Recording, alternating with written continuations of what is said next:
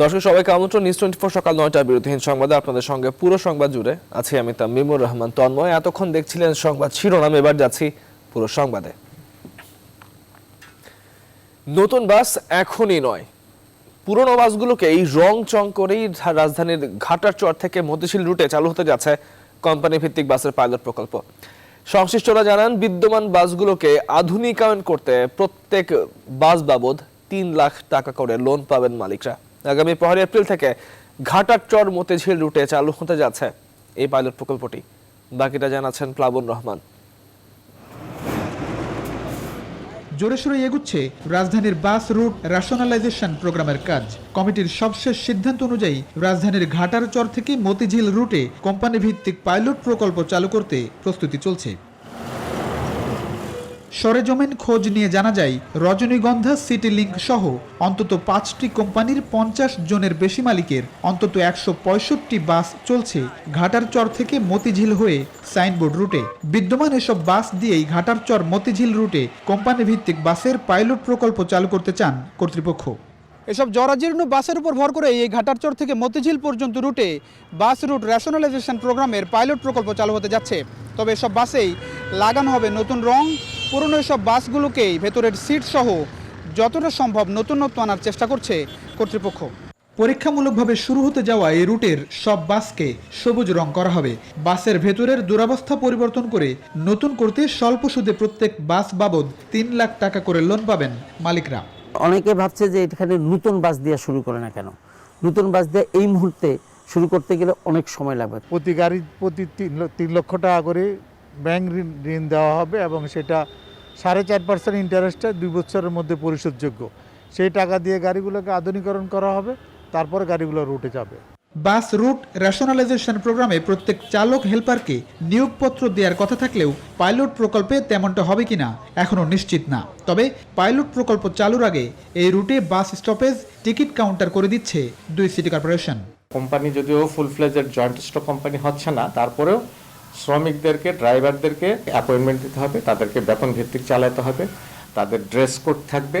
এখনও ডেইলি বেসিসে আমরা আগে আপাতত শুরু করব, পরবর্তী পর্যায়ে ওইটাকে আমরা মান্থলি বেসিসে নিয়ে যাব। এমন সিদ্ধান্তে খুশি ঘাটারচর রুটের পরিবহন শ্রমিক যাত্রীরা। কথা কাজের মিল দেখতে মুখিয়ে তারা। মালিকও পয়সা পাবে, সব দিক দিয়ে সুবিধা হইব। সরকার যদি যেভাবে বলতেছে কাজটা যদি সেভাবে হয়, সরকারের ছত্রছায়ায় থাকাই ভালো। বাসের পিরাপিরি তো এক কোম্পানি হলে ভালো হয়।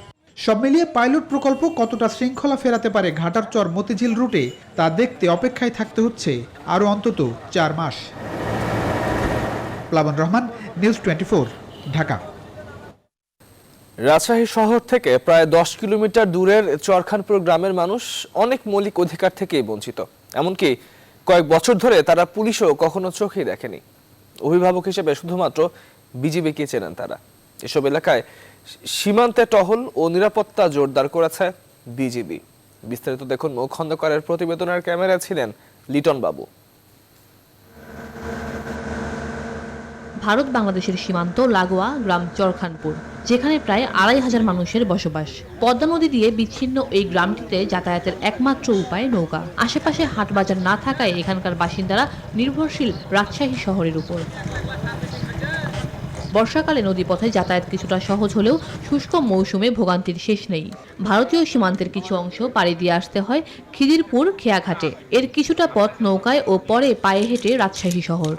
এখানে তো গাড়ি ঘোড়ার কোনো ব্যবস্থা নাই, যেখানে বিক্রি করে দেবে নিয়ে চলে যাবে। এখান থেকে যাই আমাদেরকে বিক্রি করতে হয়। আর সামান্য অল্প একটু জায়গা আছে, এই জায়গাটার মধ্যে আমাদের বাস করা খুব সমস্যা। বর্ডার এলাকায় বিজিবি না থাকলে আমরা থাকতে পারবো না। তো সীমান্তবর্তী এলাকায় সাধারণ মানুষ যেন খুব সুন্দরভাবে জীবনযাপন করতে পারে, সেই জন্য বিজিবি তাদের এই টহল অব্যাহত রেখেছে। সীমান্ত পাহারার পাশাপাশি চরের মানুষের নিরাপত্তায়ও তৎপর রয়েছে বিজিবি সদস্যরা। রাজশাহীর বিজিবি অধিনায়ক বলছেন, চরটিকে ঘিরে নতুন পরিকল্পনা রয়েছে। প্রয়োজনে আরও সদস্য সংখ্যা বাড়ানো হবে। যারা নদীর ওই পারে চরাঞ্চলে যারা থাকে সেই জায়গাগুলোতে আমাদের যে পোস্টগুলো থাকে, বিওপি থাকে, সেখানে আমাদের জনসংখ্যাটা এমনিতেই একটু তুলনামূলকভাবে বেশি থাকে।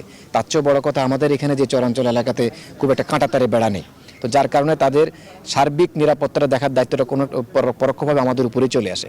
24 ঘন্টা আমাদের বিজিবির সদস্যরা কিন্তু এই শূন্য লাইনের এলাকার পাশেই থাকে। এছাড়া সীমান্ত জটিলতায় স্থানীয়দের যোগাযোগ দুর্ভোগ লাঘবে ভারতীয় সীমান্তরক্ষী বিএসএফ এর কাছে প্রস্তাবনা পাঠানোর কথাও জানান তিনি। মৌ খন্দকার, নিউজ 24, রাজশাহী।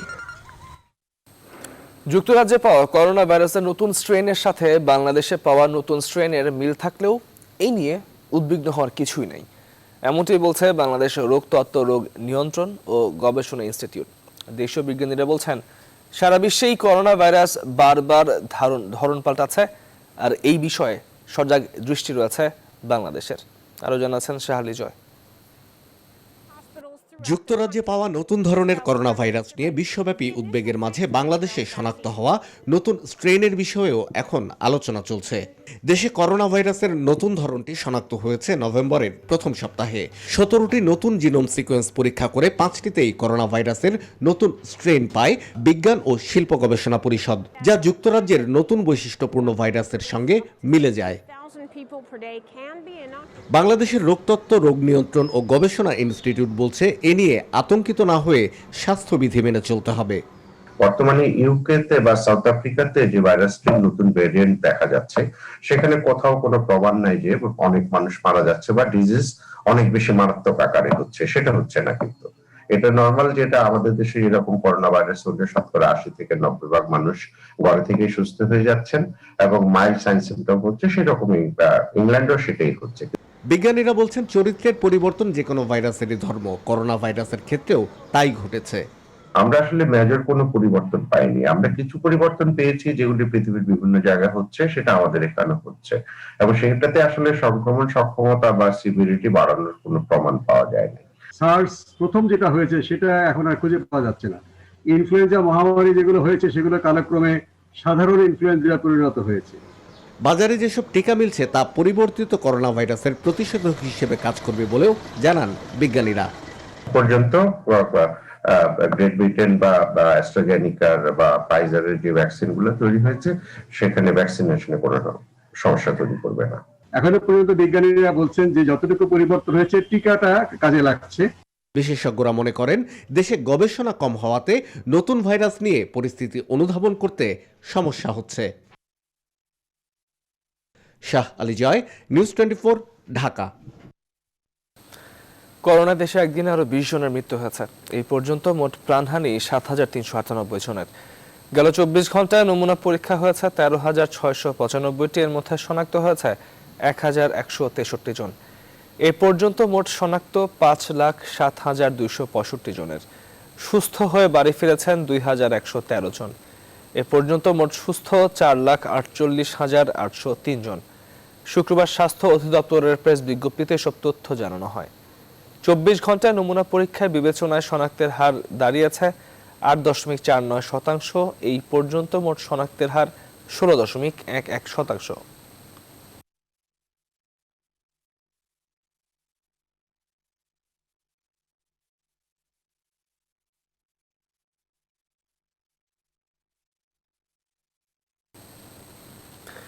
চলতি বছরের শেষে ব্যাপকভাবে ভ্যাকসিন সরবরাহ শুরু হয়েছে বিশ্বের বিভিন্ন দেশে। ফাইজারের করোনা টিকার প্রথম চালান পৌঁছে গেছে কোস্টারিকা ও চিলিতে।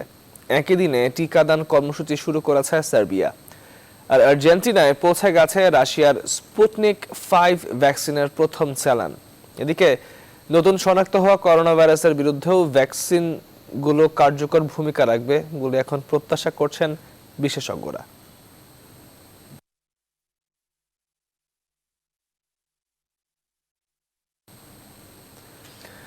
ঢাকার দক্ষিণখান থানা এলাকায় অভিযান চালিয়ে 75 কোটি টাকা মূল্যের সাপের বিষ সহ আন্তর্জাতিক চোরাচালান চক্রের 6 সদস্যকে গ্রেপ্তার করেছে র্যাব। গ্রেপ্তার ব্যক্তিদের কাছে কাচের জারে 8 কেজি 96 গ্রাম সাপের বিষ পাওয়া যায়। এর আনুমানিক মূল্য 75 কোটি টাকা। র্যাবের উপস্থিতি টের পেয়ে চোরাকারবারীরা দৌড়ে পালানোর চেষ্টা করে। এই সময় 6 সদস্যকে গ্রেপ্তার করে র্যাব। নির্দিষ্ট গোষ্ঠীর কাছে সাপের বিষের ব্যাপক চাহিদা, বেশি মুনাফার লোভে পৃথিবীর বিভিন্ন প্রান্তে থেকে সাপের বিষ সংগ্রহ করে চোরাচালান করা হয়। গ্রেপ্তার আসামিরা আন্তর্জাতিক সাপের বিষ চোরাচালান চক্রের সক্রিয় সদস্য। জিজ্ঞাসাবাদের জন্য তাদেরকে 3 দিনের রিমান্ডে নেওয়া হয়েছে।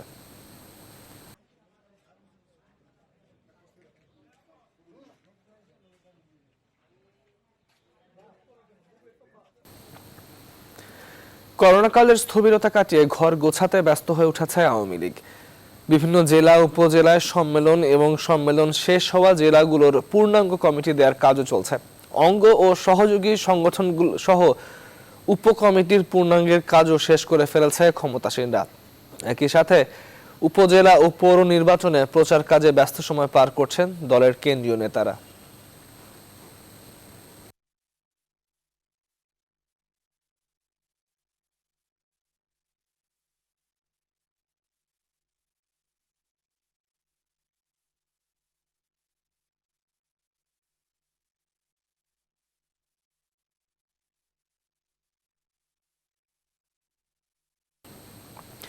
কমিটি ও সাংগঠনিক শক্তি পুনর্গঠন এবং গণতন্ত্র পুনরুদ্ধারের আন্দোলনে সফল হতে সবচেয়ে বেশি প্রয়োজন রাজপথের শীর্ষ নেতাদের এক কাতারে অবস্থান, এমনটা মনে করেন দলটির তৃণমূলের নেতারা।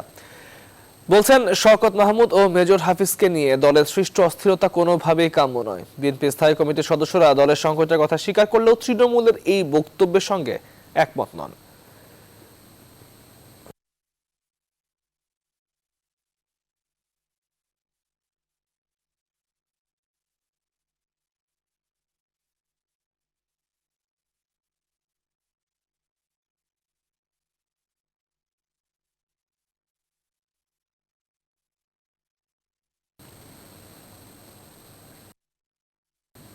দর্শক, ধামরাই পৌর নির্বাচনের খবর জানতে আমরা এখন যুক্ত হচ্ছি সাভারে। আমাদের সহকর্মী সেখানে রয়েছেন নাজমুল হুদা।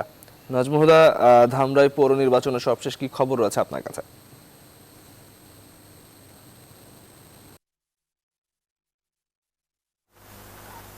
ধন্যবাদ তন্ময়। আপনি জানেন যে পৌরসভার নির্বাচন কিন্তু আজকেই প্রচার প্রচারণা শেষ, এবং এরই মধ্যে কিন্তু আপনি জানেন যে ভোর রাত্রে কিন্তু এই যে ৫ নং ওয়ার্ডের ২ কমিশনারের মধ্যে দফায় দফায় কিন্তু সংঘর্ষ হয়েছে এবং সেখানে ধাওয়া পাল্টা ধাওয়ার ঘটনা ঘটেছে। এরই মধ্যে কিন্তু এখানকার যে কমিশনার রয়েছে এবং ২জনই কাউন্সিলর প্রার্থী, ২জন, একজন জাকির হোসেন আর একজন হচ্ছে গার্নেল, এবং তাদের মধ্যে কিন্তু প্রার্থীর মধ্যে কিন্তু ভোট চাওয়াকে কেন্দ্র করেই আসলে দফায় দফায় সংঘর্ষ হয়েছে। এবং একজন প্রার্থীর ধামরাই থানার ভারপ্রাপ্ত কর্মকর্তা বলছেন যে গার্নেল নামে একজন প্রার্থী কিন্তু তিনি আহত হয়েছেন এবং হসপিটালে ভর্তি রয়েছেন, যার কারণে কিন্তু তাকে বলা হচ্ছে এই মুহূর্তে আসলে তারা যে নির্বাচনের প্রচার প্রচারণা কিন্তু এখন শেষ মুহূর্তে রয়েছে এবং কিছুক্ষণের মধ্যেই কিন্তু উপজেলার যে রিটার্নিং অফিসার আমাদের সঙ্গে কথা বলবেন এই বিষয় নিয়ে। আপনার সাথে একটু কথা বলি, কেন কালকে দফায় দফায় সংঘর্ষ হয়েছে, কি নিয়ে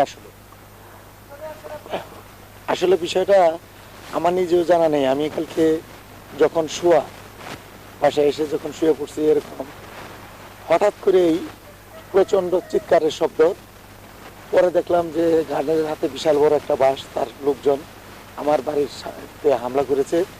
তাদের এই উপর্যুপরি ইট নিক্ষেপ করতেছে এবং হাতে মারাত্মক অস্ত্র সজ্জিত হয়ে তারা আমার বাড়ি আক্রমণ করেছে। এখানে যে বিকেলে আমাদের ক্যাম্পিংয়ের জন্য লোকজন যায়, সেই চেয়ারগুলো ভাঙচুর করেছে এবং আমার যে ওই পাশে কয়েকটা বাড়িঘর আমার কমিশনের কাছে অভিযোগ করেছেন কিনা? রাত্রিবেলায় ঘটনা, রাত্রি প্রায়। দর্শক, আমাদের সঙ্গে যুক্ত আছেন আমাদের সহকর্মী নাজমুল হুদা, সাভার থেকে জানাচ্ছিলেন ধামরাই উপনির্বাচনের সর্বশেষ খবর। দর্শক, রোববার থেকে উত্তরাঞ্চল সহ সারা দেশের উপর থেকে শৈত্যপ্রবাহ বয়ে যাওয়ার পূর্বাভাস দিয়েছে আবহাওয়া অফিস। সেই ব্যাপারে সর্বশেষ খবর জানাতে আমাদের সঙ্গে যুক্ত হচ্ছেন আমাদের সহকর্মী সরকার হায়দার, তিনি রয়েছেন পঞ্চগড়ে। হায়দার, জানতে চাই গেল দুদিনের তাপমাত্রার সঙ্গে আজকে তেমন কোনো পার্থক্য দেখছেন কিনা, আগামীকালকে কি মনে হচ্ছে?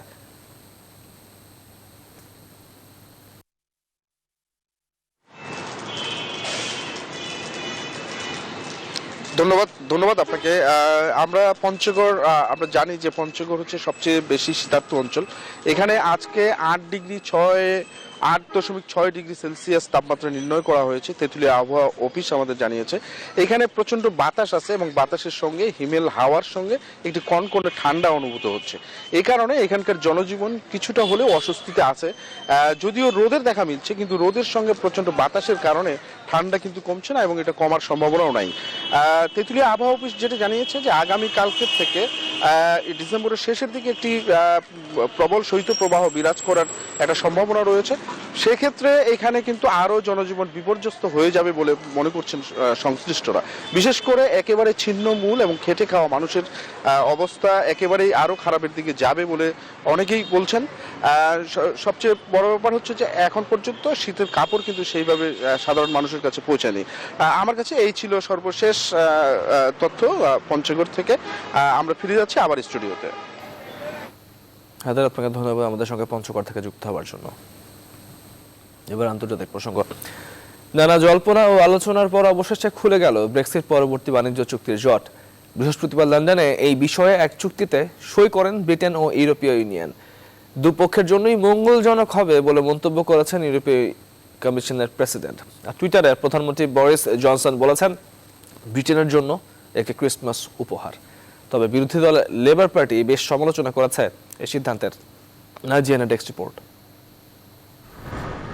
বাণিজ্য আলোচনা নিয়ে গেল কয়েক মাসের বিরোধ ও অচলাবস্থার পর শেষ পর্যন্ত একটি ভারসাম্যপূর্ণ চুক্তিতে পৌঁছল যুক্তরাজ্য ও ইউরোপীয় ইউনিয়ন।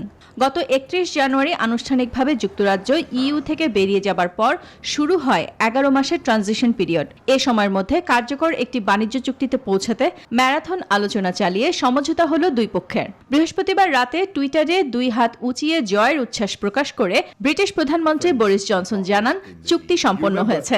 এ বিষয়ে পরে এক ভিডিও পোস্ট করেন তিনি। আমরা আমাদের অর্থ সীমানা, আইন, বাণিজ্য এবং মাছ ধরার অধিকার ফিরে পেয়েছি। সবার জন্য এটা আমাদের ক্রিসমাসের ছোট উপহার।